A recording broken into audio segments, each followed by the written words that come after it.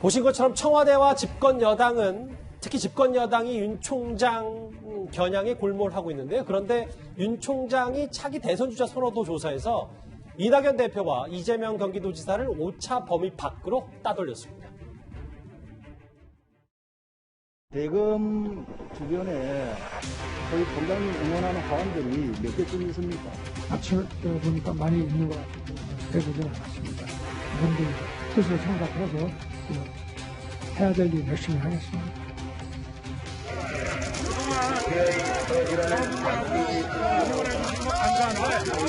제가 마음으로 감사드리겠습니다.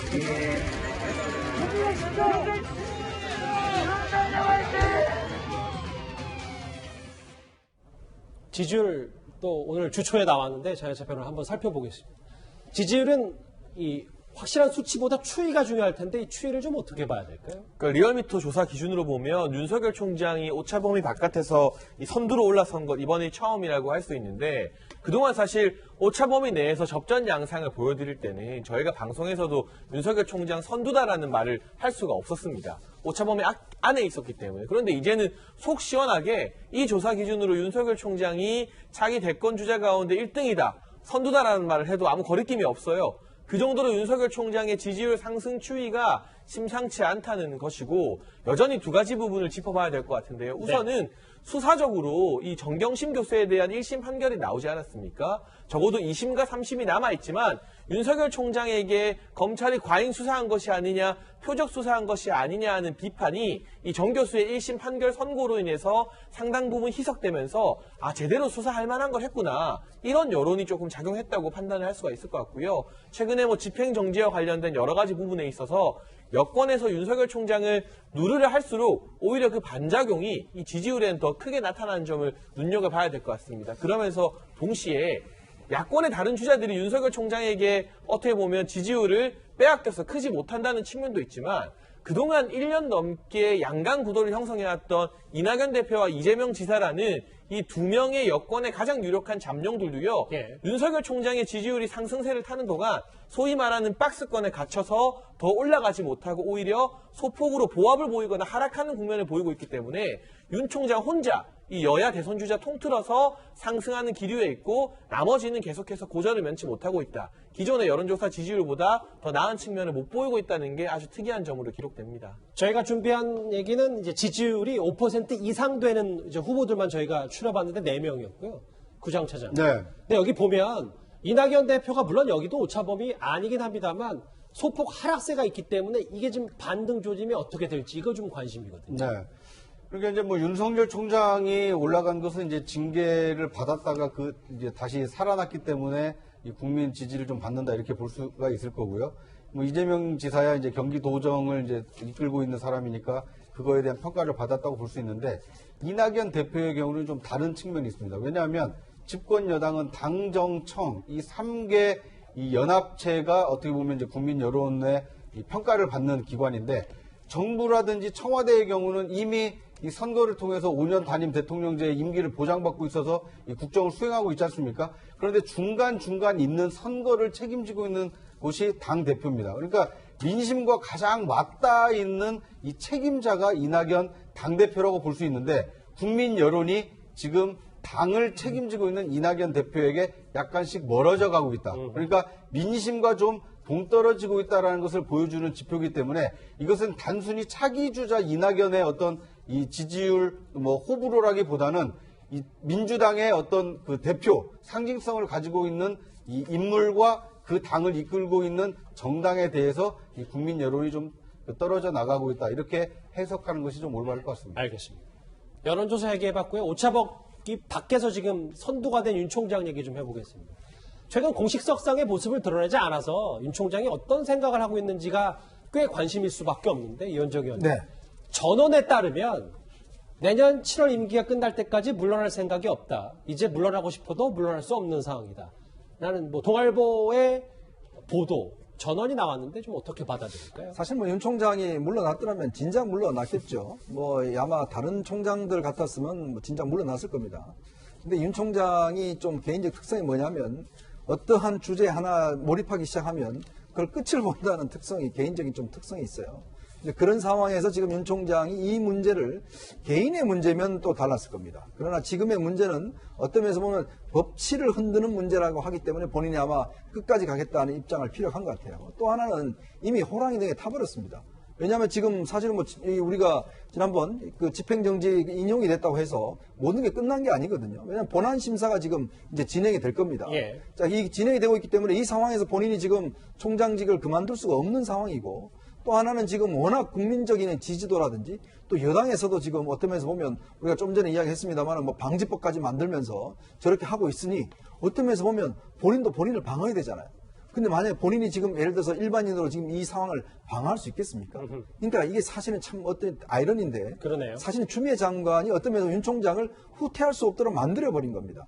그리고 윤 총장 스스로도 지금 호랑이대 내려올 수가 없게 돼 있어요. 그러니까 테러를 좀 주고 압박을 했었어야 된다는 말씀이죠. 그렇죠. 호랑이대에 내려오는 순간 이미 가족들 수사했죠. 또 본인도 지금 뭐 이 징계, 왜냐하면 징계에 걸렸기 때문에 그만둘 수도 없어요. 또 그리고 또 여당이 가만 놔두겠습니까?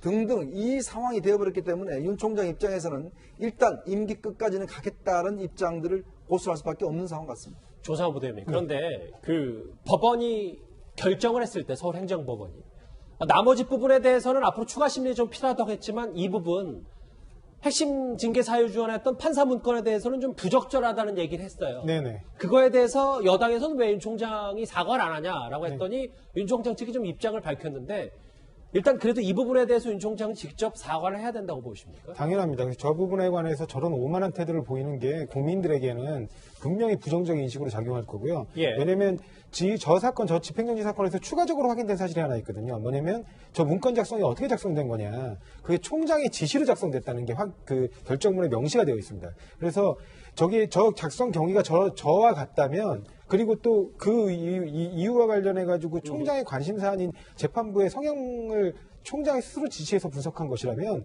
정말 굉장히 부적절한 행동이거든요. 그래서 그런 부분과 관련해서 그럼에도 불구하고 본인이 이런 부분에 대해서 전혀 사과할 부분이 없고 또 변호인이 입장 발표를 통해서 사과할 일 아니다라고 얘기하는 거는 즉 어떻게 보면은 사법부를 경시하는 태도로 볼 수도 있고요. 그다음에 또 한 가지는 지금 국민들이 지금 당장은 어떤 동정 여론에 의해서 그 윤석열 총장을 지지하는 그 어떤 정서가 좀 강하게 일어나고 있는 건 맞지만 예. 여전히 검찰의 오만하고 폭력적인 어떤 수사 방식에 대해서 많은 부분 공감하지 못하고 비판하고 있는 것도 사실이거든요. 그런 부분에 관해서 점점 더 국민들에게 그런 인식을 강화시켜주는데 일조할 거라고 봅니다. 직무 복귀는 했어도 털 건 털고 가야 된다. 그렇습니다. 분명히 사과해야 된다고 생각합니다. 예. 물론 검찰의 그동안 수사 관행이나 여러 가지 문제점이 있었던 것 부인할 수 없는 사실입니다만 적어도 현 시점에서 국민들이 바라보는 것은 검찰의 그 같은 문제에 집중하기보다는 아니 여권에서 검찰 수사가 문제라고 했는데 정경심 교수 재판 보니까 징역 4년에 대부분 유죄가 나왔네. 검찰이 수사할 만한 사람 제대로 수사했던 것 아닌가? 전 이 비중에 더 높은 여론이라고 보여지고요. 실제로 검찰의 문제점을 개선하기 위해서 인권 관련된 지시나 조치 등은 법과 제도적인 부분에서 윤석열 총장도 정부의 검찰개혁에 반대한 적이 없습니다. 아주 철저하게 협조적인 자세로 나오고 있고 이번에 복귀하자마자 일성으로 내질렀던 것이 1월 1일부터 조정되는 이제 검경수사권 조정 예. 일선에서 열심히 협조하자는 것이기 때문에 윤 총장이 지금 검찰개혁에 반대한다는 것은 전혀 아닌 사실인 것 같고요. 또 한 가지 재판부 문건을 보게 되면 이양구 변호사가 말한 것처럼 재판부에서 악용될 위험성이 있다는 측면을 본 것인데 실제로 이 문건이 그동안 여권에서 주장했던 것처럼 언론에게 새어나가서 재판부를 흔들거나 뭔가 다른 용도로 악용된 사례가 전혀 없습니다. 그렇기 때문에 이 문건의 작성 경위부터 이 의도까지는 본안 소송에서 충분히 더 심리를 해야 될 사안이지 이게 지금 시점에서 잘못된 것으로 인정을 하고 사과를 하게 되면 윤석열 총장의 본안 소송에 부정적인 영향을 끼칠 수 있기 때문에 저는 이 부분은 지금 단계에서는 사과할 사안이 아니라고 생각합니다. 두 분 생각이 좀 크게 다르신데요. 알겠습니다. 일단 직무에 복귀한 윤석열 총장은 저희도 전해드렸던 것처럼 성탄절과 지난 토요일도 반납하고 오늘부터 본격적으로 현안을 챙길 것으로 보입니다. 그런데 윤 총장의 제목은 반격입니다만 어떤 현안들이 있냐. 월성 1호기 경제성 평가 의혹 잘 알려진 대로 그렇고요. 본인 징계 과정에서 부당행위가 있었는지 그리고 사실 가장 주목을 받고 있는 부분이 바로 이용구 차관의 택시기사 폭행 의혹 사건입니다. 이용구 차관의 이 폭행 사건 검찰총장 징계를 주도해왔던 본인의 정당성뿐만 아니라 법무부 리더십 자체도 흔들릴 수 있기 때문에요. 이 참 사건이 중요한데 이 차관의 첫 출근길과 윤 총장의 징계위 이후 이용구 차관의 발언 각각 이어서 들어보겠습니다. 저는 형사의 경험을 바탕으로 모든 것을 다시 검토해서 공정하고 투명하고 중립적으로 업무를 처리하도록 하겠습니다. 많은 분들이 평가를 해줄 거라고 생각을 하고 저희들은 최선을 다했습니다. 오늘 너무 피곤해가지고 윤 총장 측은 공정하지 않다고 계속 주장하고 있는데 어떻게 생각하시나요? 최선을 다했습니다. 위원장 의원님. 네. 이용구 차관의 음주 폭행 사건 논란은 꽤 경찰이 수사에 좀 빈틈이 많지 않냐라고 해서 많이 들여다봤었는데 언론도 검찰이 이제 본격적으로 재수사를 시작한다면서요? 그렇습니다. 뭐 참 이게 인생이라는 게 참 알다가도 모를 일인데요. 이용구 차관 같은 경우는 이제 고기영 전 차관이 징계가 부당하다. 그러면 사표를 내고 나간 자리에 이틀 만에 임명이 됐습니다. 임명될 때부터 지금 집이 강남에 두 채라는 문제부터 시작해서 또 본인이 백운규 전 산업부 장관의 이제 변호인이었다는 논란도 있었죠. 그렇죠. 그럼에도 불구하고 이제 어쩌면 윤 총장을 징계하기 위해서 이제 급히 투입된 소방수 역할을 했는데 정작 지금 본인이 지금 사실은 택시기사를 폭행한 음주해서 그것 혐의로 사실은 이제 논란이 되고 있지 않습니까? 더군다나 지금 채널A 단독 보도 등에 따르면 사실은 이 운전기사의 말에 따르면 이게 사실은 본인이 예를 들어서 멱살이 잡혔고 그 장소가 일반 도로였고 또 본인이 합의를 했고 나중에 경찰이 직접 예를 들어서 합의문을 써줬다. 그리고 본인이 스스로 전화를 통해서도 합의했다고 이야기한 적도 없다. 등등 이야기를 하면서 과연 그러면 경찰이 법 적용을 제대로 했느냐에 대한 지금 의문이 증폭되고 있거든요. 왜냐하면 이게 지금 일반 택시기사라든지 공공운수를 종사하시는 분들에 대한 폭행 같은 경우는 특가법으로 처벌하게 되어 있습니다. 이게 왜냐하면 공공의 어떤 위험을 더 가중시키는 것이기 때문에 그럼에도 불구하고 지금 경찰은 그냥 폭행죄로 해서 그냥 내사종결한 상황이거든요. 그래서 지금 이제 고발에 따라서 서울중앙지검 형사 5부가 지금 이 사건을 담당을 하고 있어요. 예. 그래서 지금 경찰청에서는 여전히 이제 사법처리에 문제가 없었다고 이야기를 하지만 그러나 이제 이 처리 과정에 보면 과연 제대로 법 적용을 했는지 아니면 그러면 왜 그러면 조사도 안 받고 내사종결을 한 것인지 이런 부분에 대한 면밀히 따져봐야 될 부분이 있는 것 같습니다. 그러니까 금주 이번 주에 폭행 의혹 관련해서 검찰이 다시 한번 들여다보겠다고 했는데 근데 구자웅차장 네. 이게 서울중앙지검에 수사를 하는데 일부에서 나오는 얘기는 지금 사실상 이용구 차관이 법무부 1인자의 지금 위치잖아요. 지금 장관이 사의를 표명했기 때문에. 근데 차관과 일했던 검사들이 수사와 지휘를 맡는 게 과연 적절한가를 두고 좀 논란이 있는 것 같습니다. 네. 그런 우려가 있는 것이 사실입니다. 왜냐하면 지금 서울중앙지검 형사 5부에서 이용구 차관의 이 택시기사 폭행 사건을 이 수사를 하게 돼 있는데요. 이 수사를 지휘하고 있는 서울중앙지검장 이성윤 지검장은 이 검찰국장으로 이용구 당시 이 법무실장과 함께 근무했던 그 인연이 있고요. 또 이 수사를 지휘하고 있는 이 구자연 그 3차장의 경우에도 당시 법무부 이 법무검찰개혁단장과 이 대변인을 맡으면서 이용구 차관과 함께 근무한 인연이 있습니다. 또 이 이동원 형사 5부장, 그 수사를 맡고 있는 형사 5부장의 경우에도 이 법무부에서 근무 기간이 좀 겹친다고 합니다. 그러니까 이런 근무 인연으로 따지면 어떻게 보면 이용구 차관에게 날카롭게 수사를 할 수 있겠느냐 이런 의구심이 드는 것이 사실입니다. 하지만 저는 구자연 그 3차장이나 아니면 이 이동원 형사 5부장이 이 검사 아닙니까? 잘잘못을 시시비비를 가리라고 이 공적 책임을 맡고 있는 분들이기 때문에 어떤 과거 함께 근무한 인연을 뛰어넘는 공과 사를 구분해서 철두철미한 이 수사를 하고 그 수사 결과를 내놓으리라고 좀 기대하는 것은 어떨까 하는 생각이 듭니다. 이런 수사 절차는 그렇고 논란이 되고 있는 수사 내용, 초기 수사 내용도 한번 살펴볼까요? 여기서 잠깐 저희 채널A가 단독으로 취재했던 이용구 차관의 폭행사건 피해자 해당 택시기사의 발언부터 듣고 오겠습니다. 이게 뭐 문제나 뭐 이런 건 CCTV 가릴 필요 없이 본에게 처벌을 해야 된다. 운전자가 이거를 뭐 혐의 같다고 그랬나? 제가 좀 가져줄 수 있겠지. 근데 제가 없어지는 건 아니에요. 오늘 조상호 대변인 경찰 측에서 입장을 내놨어요. 경찰청장 이름으로 해서. 근데 지침상 문제가 없었고 이 초동 대처와 수사 내용도 큰 문제가 없었다라는 게 경찰의 공식 입장이거든요. 네, 그렇습니다. 왜냐하면 지금 이제 논란이 되고 있는 건 지금 저 도로가 애초에 해명과 달리 또다시 해명이 바뀌면서 일반 도로였던 거 아니냐 그런 이제 비판들이 있었던 건데요.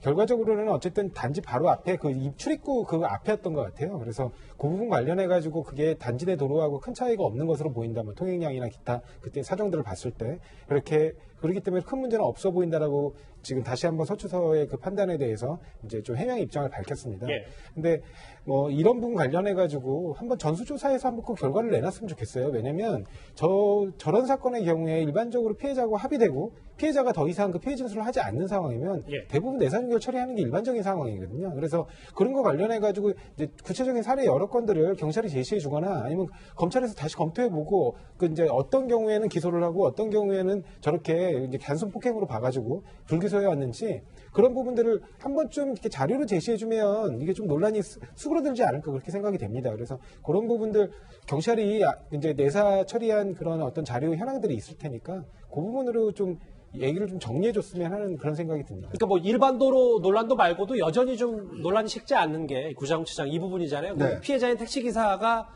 저희 채널A 사회부 취재팀과 만나서 한 얘기는 시동도 미터기도 켜져 있었기 때문에 네. 그게 우리가 해석할 때는 이용구 차관이 특가법 적용이 되는 거 아닌가 뭐 이 부분도 여전히 논란이 있거든요. 그렇습니다. 이게 운전 중이라는 것이 거의 뭐 택시 기사 증언을 통해서 확인이 됐기 때문에 어떻게 보면 특가법을 적용해야 되는 것이 맞는 거고요.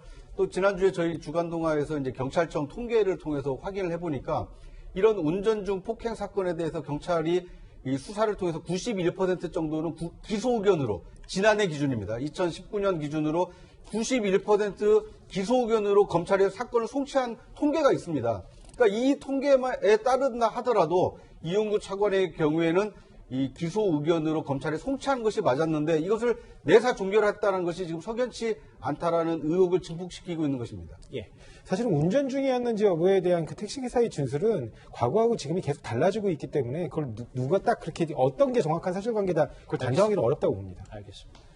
네, 장혜철 평론가님, 요 중간 정리를 하기 전에 이 마지막으로 저 화면 같이 볼까요?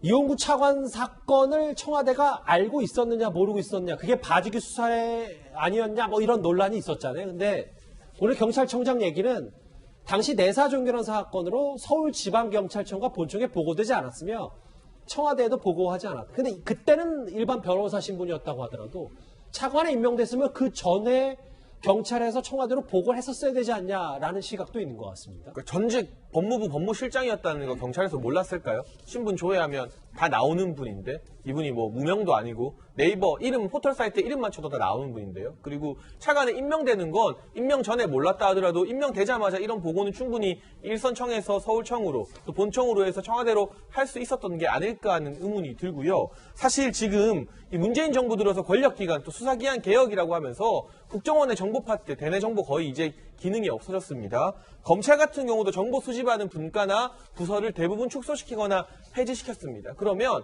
이러한 중요한 정보들을 취급하는 거의 유일한 기관이 이제는 경찰이 된 셈인데 예. 경찰에서 뭐 봐주기 수사 논란도 수사 논란이지만 이런 주요 정보를 차관에 임명되는데 청와대에게 제대로 알리지 않았다? 그럼 앞으로 청와대에서는 대체 어떤 정보를 바탕으로 인사 검증을 하겠다는 건지 참 걱정이 많이 되는 대목이고요. 그래서 너무 함부로 국정원이나 검찰의 정보 기능을 폐지시키는 것이 섣부른 수가 아니었나 하는 생각이 다시금 들고 또 한 가지 우리가 이 주요 사건을 경찰의 임의로 수사 종결시키면서 묻어버리는 걸 암장이라고 합니다. 이게 의도적인 암장인지 아니면 봐주기 수사가 아니라 관례를 따른 것인지는 모르겠습니다만 많은 국민들이 벌써부터 1월 1일자로 검경 수사권 조정이 되고 경찰이 수사 종결권을 가지게 됐을 때 이러한 고위공직자 출신들에 대해서 암장하는 사건, 묻히는 사건이 많이 나오지 않을 것인가 이런 우려를 갖고 있다는 점. 여기에 대한 해결책도 180석을 가진 정부 여당이 법적으로 보완을 해야 될 것 같습니다. 윤석열 총장 복귀 즈음에서 이용구 차관 관련 음주 폭행 사건도